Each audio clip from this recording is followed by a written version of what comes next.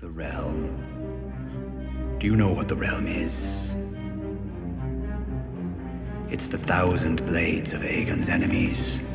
A story we agree to tell each other over and over till we forget that it's a lie. What's up, ladies and gentlemen? Welcome back for another Game of Thrones Season 8 theory video. As I'm sure most of you know by now, one of the biggest mysteries in A Song of Ice and Fire and Game of Thrones revolves around the Night King. We were introduced to the leader of the White Walkers back in the 4th season of the show, yet we still don't know very much about this character. One thing we have learned about the Night King is he was created by the Children of the Forest as a weapon to protect them and their sacred weirwood trees from getting cut down by the First Men. The very few things we do know about the White Walkers are only in legend.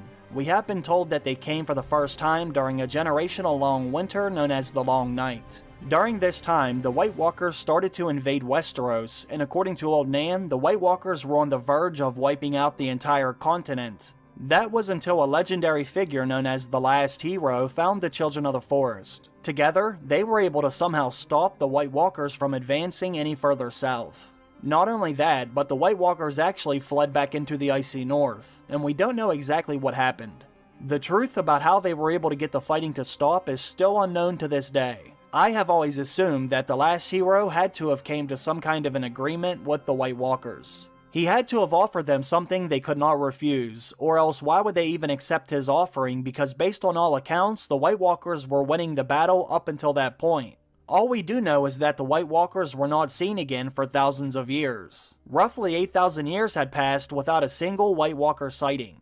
They had disappeared for so long that most of our current characters weren't even sure if they were real in the first place. Is it Triss or the White Walkers? The White Walkers have been gone for thousands of years. So he was lying.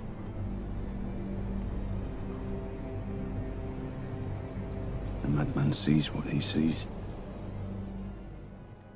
That was until some more credible characters started to have some encounters with them beyond the wall. Till this day, no one really knows how or why the White Walkers and the Night King decided to come back now. This is what I want to talk about today. What does the Night King and the White Walkers want? The interesting thing is, they may have already gave us the answer when the Night King was introduced. The Night King's introduction may have actually been the foreshadowing for the end of the series. The very first time we met the Night King was back in Season 4. This was when we saw the White Walker take one of Craster's sons all the way to the lands of Always Winter. One thing we do know the Night King wants is fresh recruits for his army. We know this because Craster was leaving his newborn sons out in the woods as a sacrifice to the White Walkers. This is actually a tradition that dates all the way back to the Age of Heroes.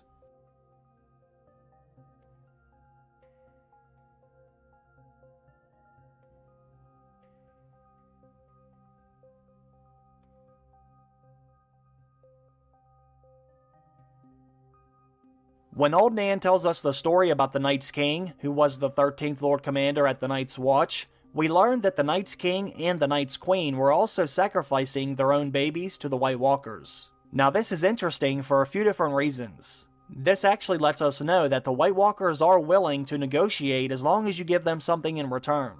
This makes me think that the Last Hero may have offered something very similar during the first Long Night. Like I said, we were told that the Night's King and Night's Queen were making sacrifices to the White Walkers, and we were shown that Craster was making sacrifices to the White Walkers. So maybe this is the only thing that they are willing to accept.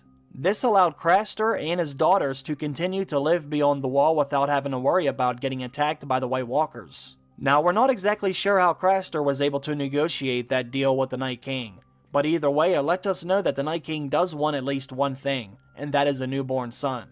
This sort of makes sense when you actually think about why the White Walkers were created in the first place. We were told that the Children of the Forest created the White Walkers because they were afraid their own race was about to go extinct. The Children of the Forest were getting slaughtered by the First Men, and their numbers were so low that they actually became an endangered species. It was you. You made the White Walkers. We were at war. We were being slaughtered. Our sacred trees cut down. We needed to defend ourselves. So in order to save themselves, they created a weapon that they thought could wipe out the entire human race. The Night King most likely wants what everyone else wants. Just like with the humans and the children, the Night King is trying to keep his own race alive for as long as possible. Think about it like this. The Night King and the White Walkers did not start attacking in force until they were no longer getting Craster's sons. Up until then, they were basically just killing trespassers. All of this led me to thinking about the prince who was promised prophecy. Could that actually be a play on words? What if this is meant to be some kind of an offering to the Night King? Was that prince actually promised to the Night King? Maybe this is why the Night King has become so active as of lately. He might be coming south to get what he thinks is rightfully his. You see, Craster's sons were good enough for the Night King to create new White Walkers, but the Night King might need a specific baby from a specific bloodline in order to replace himself. After all, one major part of this story has always been who is the rightful heir to the Iron Throne. Maybe the Night King needs an heir of his own who will take over for him one day. Many fans already believe that the Night King cannot be defeated. Well, the Night King may be coming to find his replacement. As we have seen in some of the previous seasons, the Night King has had several opportunities to kill Jon Snow, and even Daenerys Targaryen as of last season, but for some reason he decided to wait. Why would the Night King continue to allow Jon Snow to live if he saw him as such a big threat?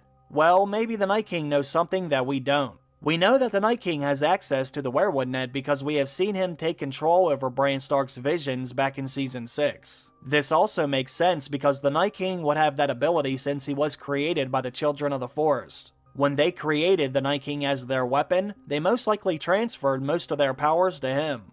That would mean that the Night King may have the ability to see events long before they even happen.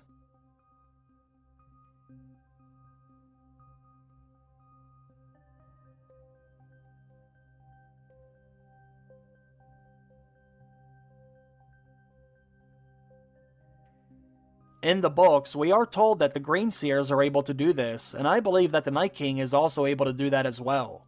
This leads to another big question about the mystery of the Night King, and that is why did he come back now? Some people say it has to do with the birth of the dragons, while others say it had to do with the birth of Jon Snow or even Daenerys Targaryen. But what if it has a little bit to do with both? It could have been a birth that did cause the Night King to come back, but what if that birth hasn't happened yet? What if the Night King came back because he knew that Jon and Daenerys would produce a child together? Some people say that Jon Snow is the prince who was promised, but others say that Daenerys is the princess who was promised. Well, maybe it is actually their child. Now let me explain why I think that could possibly be true.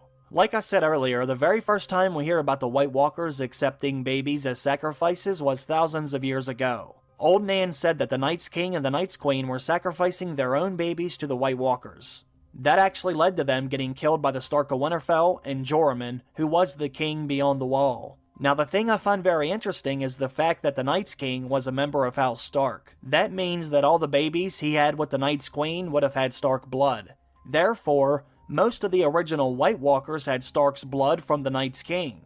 This makes sense that the White Walkers would want those babies because Stark blood is obviously extremely powerful. Now let's fast forward to when Craster is sacrificing his sons. They don't really go into any of the details in the show, but in the books there is some evidence that Craster may have actually been a Targaryen. Based on the timeline, Craster could have actually been Bloodraven's son. If that's true, that means the White Walkers are taking his babies because they have very special blood as well. That would also make sense because why else would the Night King want Craster's sons specifically unless there was something special about them? The Night King and the White Walkers could have been snatching babies from any of the wildlings, but they were only taking Craster's at that time.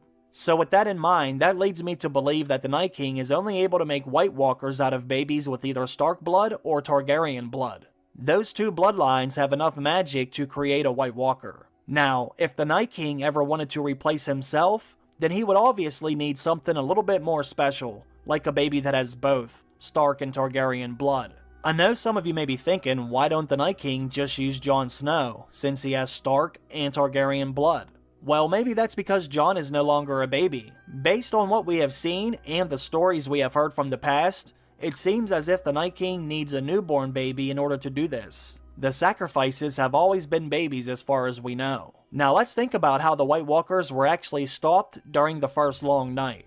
How did the Children of the Forest and the Last Hero get them to agree to go back north when they were already winning the battle? Maybe the prince who was promised originally started as an offering to the Night King. They may have promised that whenever the baby was born, the Night King would be able to get him. All of this could have been foreseen inside of the Weirwood net. Maybe this is why the Night King has taken such an interest in Jon Snow. He could have already killed Jon if he really wanted to, and he could have even killed Drogon when Daenerys was on his back, but he chose not to.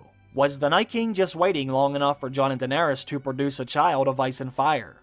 When you think about it, the Night King basically attacked the Wall at the same exact time Jon and Daenerys were having sex. The Night King may have known that was the time that Jon was going to give Daenerys his seed, and now it's time for the Night King to come south and get the prince who was promised to him. The prince who would eventually take the Night King's place as the leader of the White Walkers. Now I know that might sound batshit crazy, but it's something else that we can think about as we wait for the final season to come back on the air. Let me know what you think. Leave your questions or opinions down below in the comment section of the video. I want to thank everyone for stopping by and watching today's video. I really appreciate that. And I also want to thank all of you on Patreon for supporting the channel.